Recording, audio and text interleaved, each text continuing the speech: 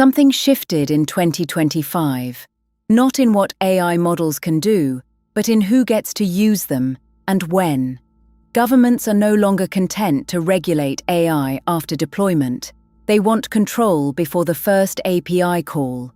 The White House, Tokyo, Seoul, and Brussels are all moving toward what industry insiders now call regulator-mediated rollouts, a framework where state approval is required before advanced models reach specific customers or markets. For indie hackers and startup founders, this isn't abstract policy, it's an existential design constraint.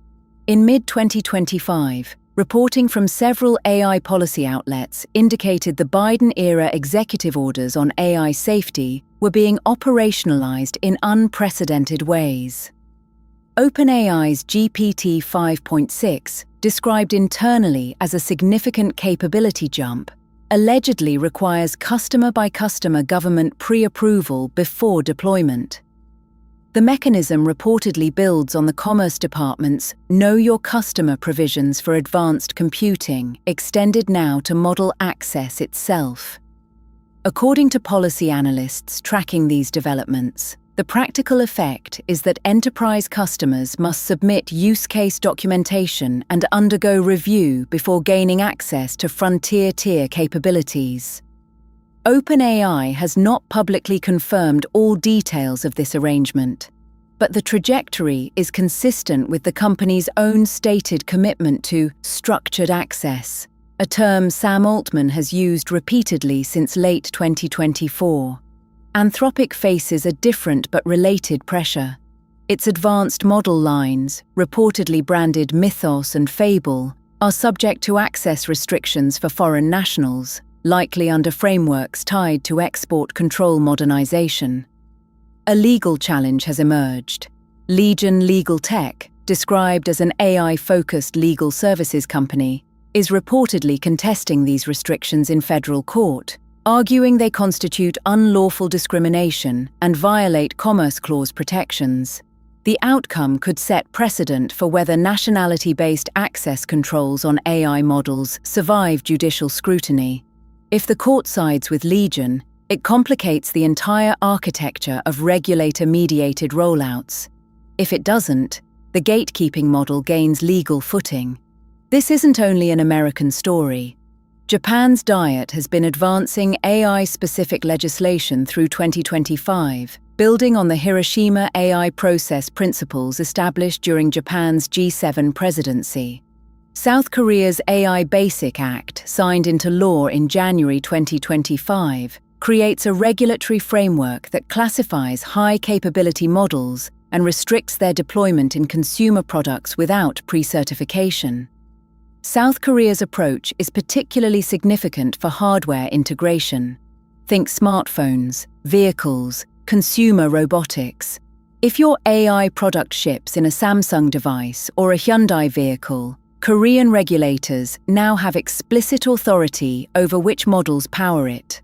For any founder building cross-border AI products, these aren't footnotes, they're architecture requirements. Let's be precise about what this means in practice. A regulator-mediated rollout is not a ban. It's a conditional release. The model exists, it works, but access flows through a government-controlled valve. Think of pharmaceutical approval applied to software capabilities. For large enterprises with legal teams, this is friction. For a two-person startup trying to ship a product next month, it can be a wall. The approval timelines, documentation requirements, and jurisdictional complexity create a landscape where your choice of foundation model becomes a regulatory decision, not just a technical one. Smart founders are already adapting.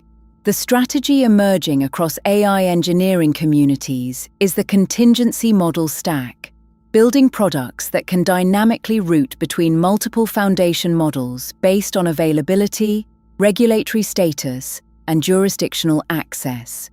GPT 5.4 remains broadly accessible without the pre-approval requirements reportedly attached to 5.6.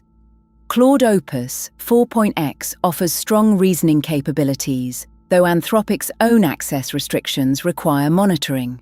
Google's Gemini 3.x benefits from relatively permissive deployment terms, and DeepSeek V4, developed in China, offers competitive performance but carries its own geopolitical risk profile. The engineering principle is straightforward. Never build a product with a single model dependency. Abstract your AI layer. Make the model swappable. Here's what most technical founders miss. You can build the most elegant model-agnostic architecture in the world, and a single regulatory filing requirement you didn't anticipate can shut you down in an entire market. Cross-border AI products now require what attorneys specializing in this space call legal architecture, a structured framework of entity placement, data residency, model access agreements, and jurisdictional compliance that mirrors your technical stack in complexity. Where is your company incorporated? Where do your users reside? Where does inference happen? Which model providers' terms of service interact with which country's AI legislation? These questions now matter as much as your system prompt. The Legion LegalTech case deserves close attention regardless of your position on AI regulation. If nationality-based access restrictions on AI models are upheld, the legal framework for regulator-mediated rollouts solidifies globally. Other governments will point to US precedent. If they're struck down, we enter a messier but potentially more open landscape, one where technical capability, not citizenship, determines access. Either way, the era of build it and ship it for advanced AI is closing. What replaces it is still being written in courtrooms, legislatures, and executive orders. The founders who thrive in this environment won't be the ones with the best models. They'll be the ones who understood earliest that AI deployment is now a regulated activity, not uniformly, not consistently, but increasingly, and across more jurisdictions every quarter. Build your model stack for resilience, build your legal architecture for compliance, and watch the courts. The rules of this game are being written right now, not by engineers, by governments.